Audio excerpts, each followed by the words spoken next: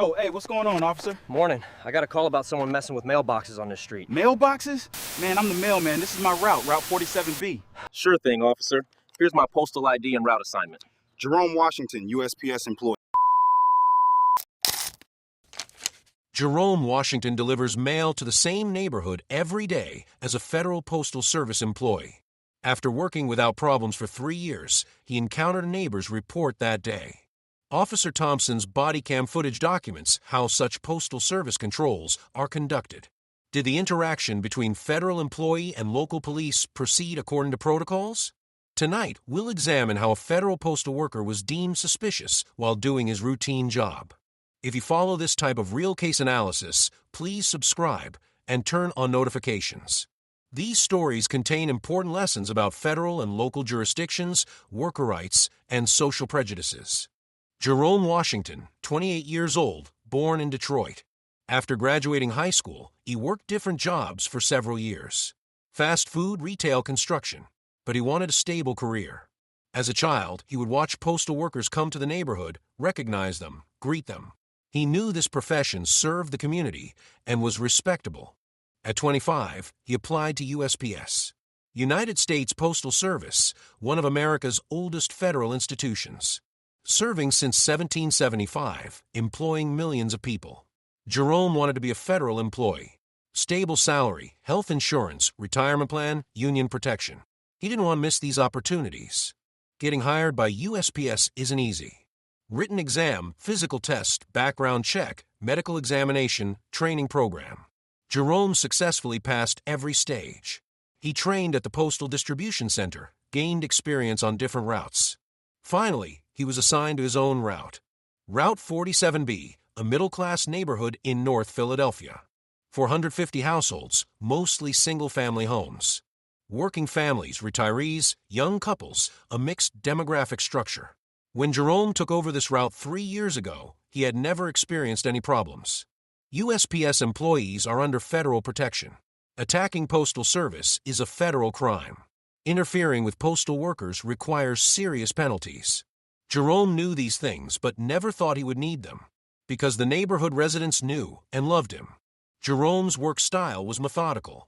Every morning at 7:30, he would come to the center and prepare the daily mail. At 9 o'clock, he would go en route, systematically delivering. Lunch break, then remaining deliveries. He would finish work at 4:30 p.m. He hadn't even taken a single sick day in 3 years. Everyone in the neighborhood knew Jerome. Mrs. Anderson would offer tea every day. Mr. Johnson would ask questions about gardening. Children would shout, "Mailman Jerome." These relationships made Jerome happy. He wasn't just carrying letters, he was part of the community. That Wednesday, Jerome was following his normal routine. At 10:45 a.m., he came to Elm Street. While delivering the last houses on this street, Mrs. Rebecca Foster was watching from the house across. Mrs. Foster, 63 years old, retired accountant. She had been living alone since losing her husband. It wasn't normal for Mrs. Foster not to have seen Jerome before because she was usually busy with housework. But that day, while watching her garden from a window, she noticed the young black man across the street. The man was looking at mailboxes, seemed to be tampering with them. Suspicions began to arise in Mrs. Foster's mind. There had been several mail thefts in this neighborhood in recent months. Important documents, checks had disappeared. Police had issued warnings. Check your mailbox. Report if you see suspicious activity. Mrs. Foster couldn't clearly see Jerome's uniform. From a distance, she only saw a young man dealing with mailboxes. She also hadn't noticed the USPS truck because it was parked on the other side of the street. At 10:50 a.m., Mrs. Foster called 911. "Hello, there's suspicious activity on Elm Street. A young man is tampering with mailboxes. It could be mail theft." The operator asked standard questions. Mrs. Foster described what she saw. The 911 operator relayed the situation to local police. Suspicious postal activity, report on Elm Street. Possible mail theft in progress. Such calls are taken seriously because mail theft is both a local and federal crime. Officer Kevin Thompson received the call. A 12-year experienced officer who knows this area well. He knew that mail theft cases had been increasing recently. Such crimes usually lead to identity theft, requiring federal investigation. The body cam footage you watched earlier shows the moment Officer Thompson approached Jerome.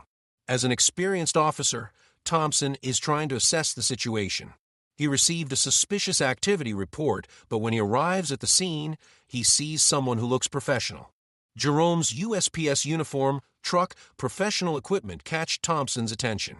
But due to procedure, he has to investigate the situation. Mail theft is a serious crime, and he needs to take the report seriously. "Hello, police. Can we talk for a moment?" Approach is standard procedure. Thompson isn't aggressive but investigative. Jerome's response is also professional, calm, cooperative, understanding. "Good morning, officer. Is there a problem?" "I'm delivering mail," clarifies Jerome's situation. He states that he's a USPS employee, explains that he's doing his job. Thompson notes this information but needs to verify. At this point, federal-local jurisdictions come into play. USPS is a federal institution, Jerome is a federal employee. But local police are obligated to investigate the complaint. Even though Thompson knows Jerome's status, he has to enforce local laws. "What were you doing with the mailboxes?" is a legitimate question. Thompson is trying to understand Jerome's activity due to the report. Jerome explains, "I'm the mailman for Route 47B. This route number is registered in the USPS system, verifiable information." In the continuation of the body cam footage, Thompson examines Jerome's documents. USPS ID card, federal ID number, route assignment. These documents prove that Jerome is a legitimate federal employee. When Thompson understands the situation, his approach changes. "I've been working here for 3 years," is important information. Jerome isn't new, he's an experienced employee. He should be recognized in this neighborhood. Thompson begins to wonder why he was reported. At this point, Thompson makes a smart decision. He calls the USPS dispatch center to verify Jerome's situation. He coordinates with the federal institution. This is the correct approach both procedurally and diplomatically. The USPS dispatcher confirms that Jerome Washington is the assigned postman for Route 47B, that he's worked without problems for 3 years, that he should be in that area that day. This verification completely clarifies the situation. Let me ask you something I'm curious about. Do you think Mrs. Foster's report was wrong? It's good for neighbors to be careful, but how should we make distinctions in this situation? Share your thoughts in the comments. Thompson apologizes to Jerome and says he can continue his work. But Jerome is affected by this experience. He had never experienced anything like this in 3 years. Why was he suspected now? Jerome shares this incident with USPS Supervisor Lisa Chun. Chun is an experienced manager who knows the problems postal workers face. "Jerome, unfortunately this isn't rare. Postal workers, especially those from minority groups, can encounter such suspicions," she says. Chun makes some suggestions to Jerome.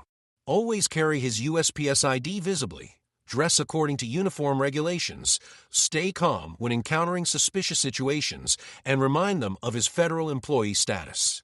At the same time, Chun reports this incident to the district office. USPS has a community relations program. They coordinate with local police departments, conduct outreach to help postal workers be recognized. Mrs. Foster apologizes to Jerome when she learns about the situation. "I didn't know you were our mailman. I saw you from a distance, didn't recognize you. Recent mail theft news made me anxious," she says. Jerome responds with understanding. This incident starts a discussion in the neighborhood. Neighbors understand the importance of recognizing federal employees. Mrs. Foster's experience becomes a lesson for others. More careful observation is needed before reporting. Officer Thompson writes a report after this incident. In his report, he states that federal-local coordination worked well, the USPS employee was cooperative, the misunderstanding was resolved. He uses this report as training material for the department.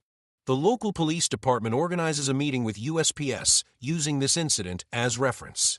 Training is conducted on recognizing postal workers, interaction protocols with federal employees, distinguishing between mail theft versus legitimate postal work.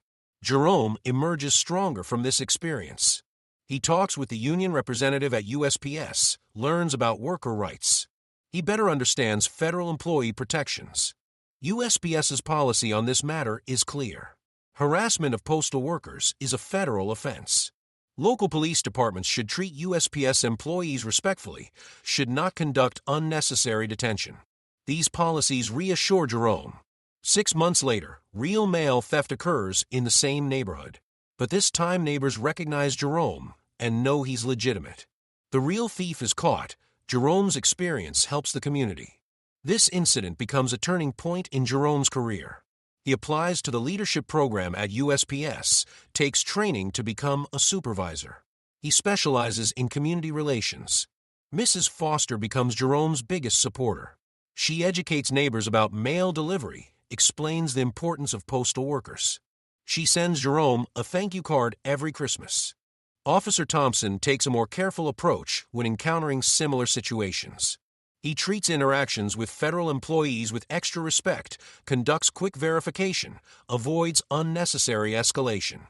The striking point in this story is the importance of federal-local cooperation. Coordination between different jurisdictions is necessary. USPS is federal, police is local, but they must work together. Jerome's experience highlights the challenges faced by minority federal employees. Even qualified, experienced, professional workers can be subjected to racial profiling. But the story also shows how the system can work. Proper verification, respectful interaction, quick resolution. Thompson acted professionally. Jerome remained cooperative. The misunderstanding was resolved. This case is used as a case study in Postal Service training programs. It serves as an example on how to handle police interactions, community relations, worker rights. Jerome is now an assistant supervisor at USPS. He still works on Route 47B, but has additional responsibilities. He mentors new postal workers, participates in community outreach programs. Jerome, who explains the importance of federal employee status, gives advice to young workers. Know your rights, stay professional, trust the system, but also learn to protect yourself, he says. What I learned while telling you this story is this.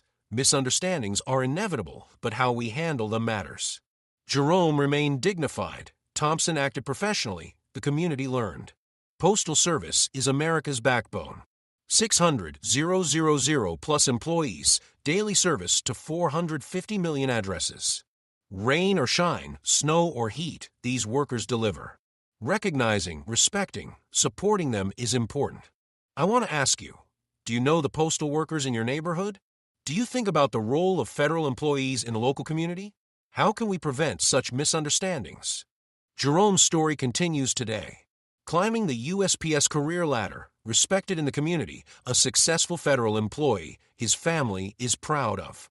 The experience that Wednesday morning made him stronger.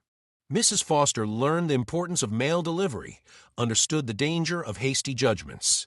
She's now an advocate for postal workers, an awareness creator in the neighborhood. Officer Thompson experienced the value of federal-local coordination, reinforced the importance of respectful policing. He shares this experience in training programs. The neighborhood became more conscious. They recognize federal employees, support them. Vigilant against mail theft, but respectful to legitimate workers. Lessons from this story. Quick judgment can be dangerous. Professional verification is important. Federal-local cooperation is necessary. Community education is valuable. Worker rights should be protected. If you want to follow this type of real case analyses, don't forget to subscribe. These stories are important for understanding federal employees' experiences, community dynamics, law enforcement protocols. Jerome's experience isn't isolated. Thousands of federal workers face similar challenges on a daily basis. Their stories should be told, lessons should be learned. I'm curious in the comments, do you have interaction experiences with federal employees? How did encounters with postal workers, federal agents, government employees go? What did you learn from this story? We will continue to examine real-life federal employee experiences on this channel, because these stories matter. How the system works, where improvements are needed, how communities can achieve better cooperation. Everyone should know these. See you in the next video. Don't forget to share this story because federal workers' experiences need to be heard. Federal service is an honorable career. Thousands of dedicated employees, like Jerome, provide daily service. Recognizing, appreciating, supporting them is all our responsibility.